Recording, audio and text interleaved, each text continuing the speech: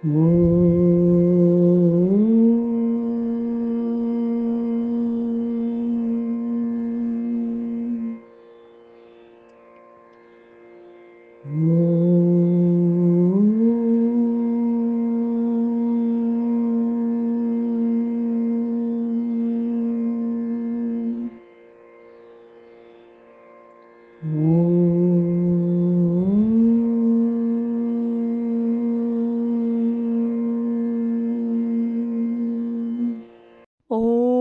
श्री गणेशाय नमः।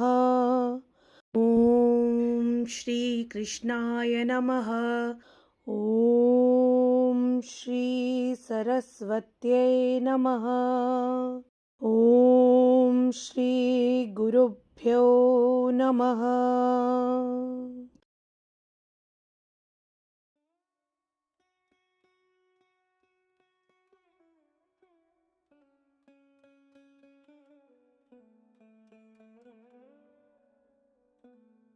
नवें प्रकरण में हम देखते हैं कि करण की त्रासदी और गहरी होती है। करण टूटा नहीं। जब उसे अपने जन्म का सत्य पता चला कि उसे त्याग दिया गया था, उसकी अपनी ही मां द्वारा, और ना ही उसने कभी शिकायत की। जीवन भर मिले अपमानों की, उन फुसफुसाहटों की जो उसकी योग्यता पर प्रश्न उठाती रहीं। यदि कुछ हुआ तो उन घावों ने उसे और अधिक दृढ़ बना दिया। उन्होंने और मजबूत कर दिया उस बंधन को, उस एक व्यक्ति के साथ जो हर परिस्थिति में उसके साथ खड़ा रहा। वह व्यक्ति था दुर्योधन। एक ऐसा बंधन जो रक्त से नहीं बल्कि निष्ठा से बना था, और अब उसी निष्ठा की परीक्षा होने वाली थी। परीक्षा स्वयं कृष्ण द्वारा। लेकिन ये कर्ण की परीक्षाओं का अंत नहीं था, क्योंकि नियति अब भी उससे बहुत कुछ मांगने वाली थी। इस प्रकरण में हम देखेंगे कि कर्ण को और कितना त्याग करना पड़ा। युद्ध के ठीक पहले, जब कुरुक्षेत्र की भूमि रक्तपात की प्रतीक्षा कर रही थी, एक मां अपने सबसे बड़े पुत्र से मिलने आई। वह थी कुंती, और वह पुत्र जिसे उसने जन्म के समय ही त्याग दिया था, वह था कर्ण। कुंती ने कर्ण के सामने एक ऐसा सत्य रखा जो उसके जीवन की जड़ें हिला देने वाला था। तुम सूत पुत्र नहीं हो, तुम मेरे पुत्र हो, सूर्य देव के पुत्र। वर्षों का अपराध बोध मां के हृदय में उमड़ पड़ा।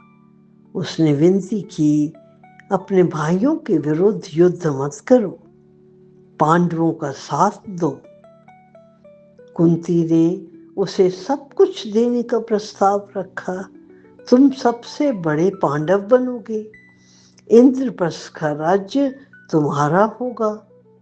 लेकिन कर्ण सिर्फ जन्म से नहीं, अपने कर्मों से जीता था। उसने कहा, मां, बहुत देर कर दिया आपने। मैं दुर्योधन का ऋणी हूं। उसने मुझे सम्मान दिया जब पूरी दुनिया ने मुझे ठुकराया। मैं उसे धोखा नहीं दे सकता। लेकिन एक वचन उसने दिया, आपके 5 पुत्र रहेंगे। 5 पुत्र जीवित रहेंगे। या तो अर्जुन जीवित रहेगा या मैं। उधर देवताओं के लोक में भी चिंता बढ़ रही थी। देवताओं के राजा इंद्र जानते थे कर्ण के पास एक ऐसा कवच और कुंडल है जो उसे अजय बनाता है, और वे अर्जुन के पिता भी थे। इसलिए उन्होंने एक योजना बनाई। वह एक ब्राह्मण का वेश धारण कर कर्ण के पास पहुंचे।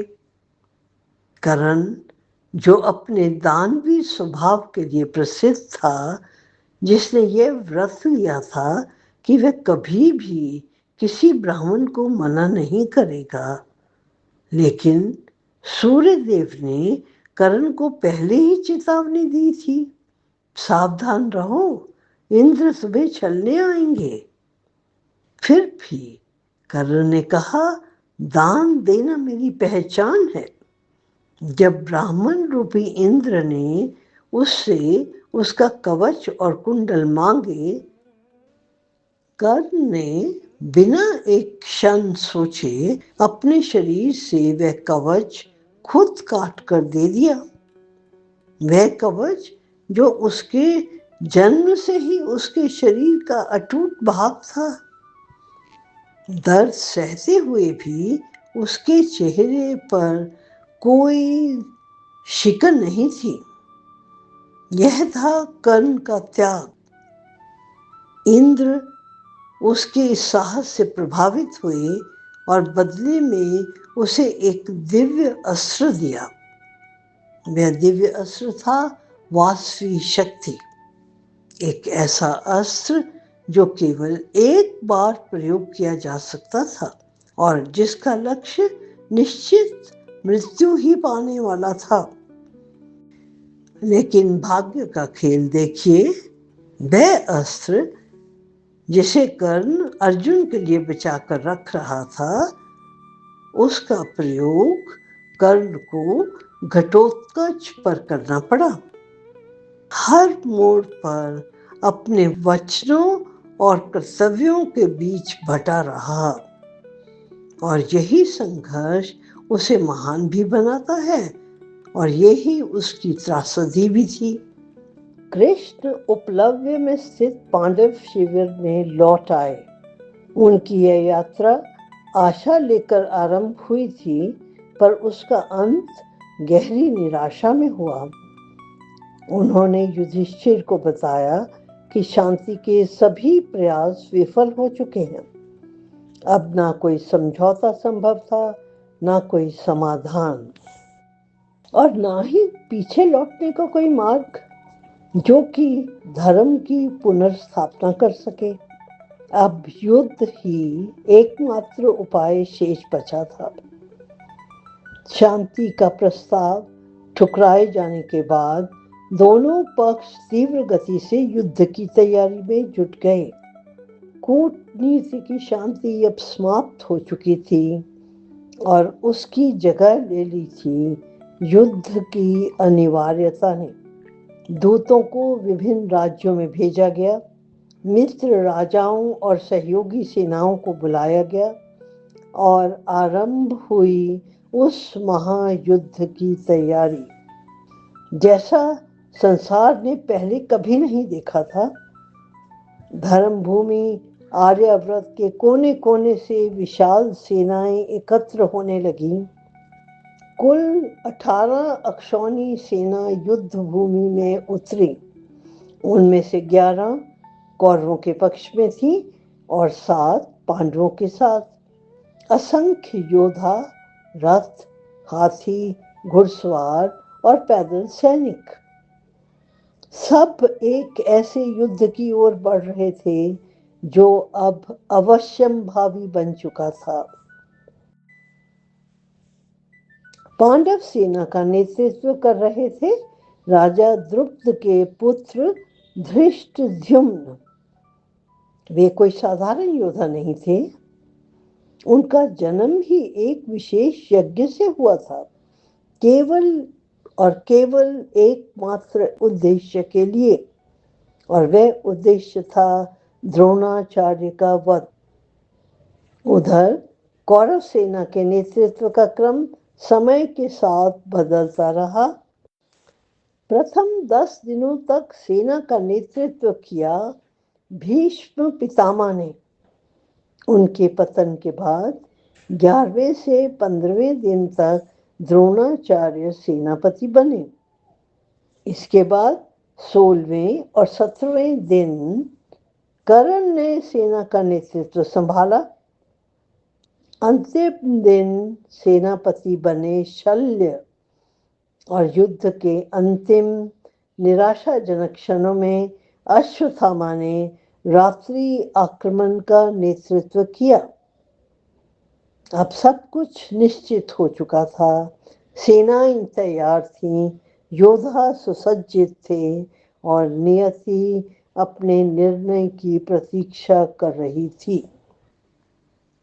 युद्ध से पहले, पहला तीर चलने से पहले, कुरुक्षेत्र में शंखनाद गूंजने से पहले कुछ नियम थे।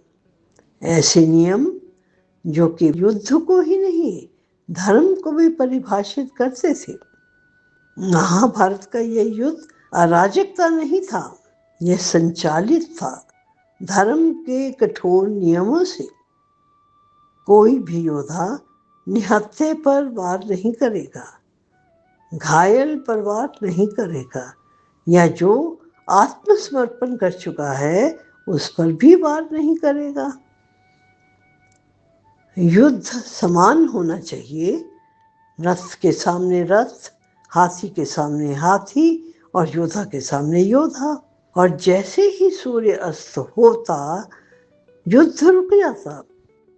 वैर भाव भूलकर मनुष्य फिर से साधारण व्यक्ति बन जाते और फिर सेनाओं का आगमन हुआ। ये सेनाएं भारतवर्ष के कोने कोने से आई। राजा, योद्धा, सहयोगी, दो विशाल सेनाएं आमने सामने खड़ी थीं। कुरुक्षेत्र की पवित्र भूमि पर संसार मानो अपनी सांस रोके खड़ा था। युद्ध शुरू होने से पहले एक ऋषि आए, ऋषि वेद व्यास। वे आए सिर्फ देखने के लिए नहीं, बल्कि अंतिम चेतावनी देने के लिए, विनाश की चेतावनी। व्यास ने कहा, एक महायुद्ध आने वाला है और इसकी अग्नि में तुम्हारे पुत्र नष्ट हो जाएंगे। उन्होंने राजा से कहा, दुर्योधन को रोको, इससे पहले कि वह सब कुछ समाप्त हो जाए। और संकेत पहले से ही दिखाई देने लगे थे। सूर्य अजीब बादलों के पीछे धुंधला गया, आकाश असामान्य हो उठा, पशु बिना कारण रो रहे थे, प्रकृति स्वयं मानो कांप रही थी, जैसे उसे पता हो क्या होने वाला है। व्यास ने फिर एक वरदान दिया, दिव्य दृष्टि, ताकि अंधे राजा अपने महल में बैठकर युद्ध को देख सके। लेकिन धृतराष्ट्र उस दिव्य दृष्टि को लेने से मना कर देते हैं। मैं नहीं देखना चाहता, अपने ही पुत्रों की मृत्यु में नहीं देखना चाहता। तब व्यास ने किसी और की तरफ देखा। वह व्यक्ति था संजय। उन्हें प्रदान की गई दिव्य दृष्टि, जो कि धृतराष्ट्र के सारथी थे, वे भाग्यशाली रहे, उन्हें दिव्य दृष्टि प्राप्त हुई। वह शक्ति जिससे वे सब कुछ देख सकते थे, दूर रहकर भी। पहले सुनते और फिर सुनाते और हर एक क्षण का विवरण अंधे राजा को देते। जाने से पहले व्यास ने फिर कहा, धर्म को चुनो, मोह के ऊपर धर्म का चयन होना चाहिए। लेकिन राजा चुप रहे। उन्होंने चुप्पी साधी हुई थी और उसी मौन में पांडवों का, कौरवों का, कुरुक्षेत्र के युद्ध का भविष्य तय हो गया। चेतावनियां अनसुनी रह गईं। संकेत स्पष्ट थे और अब कुछ भी रोका नहीं जा सकता था। जो आने वाला था उसका होना निश्चित था। कुरुक्षेत्र का युद्ध अब टल नहीं सकता था। यह अपरिहार्य था।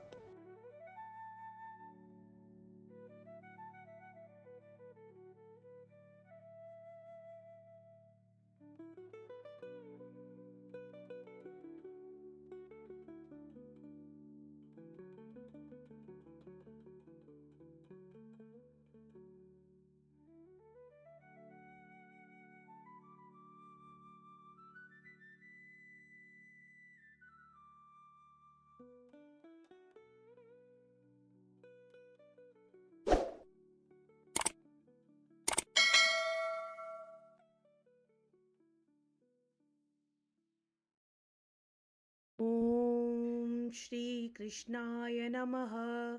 ॐ शान्ति शान्ति शान्तिः। हरि ओम्।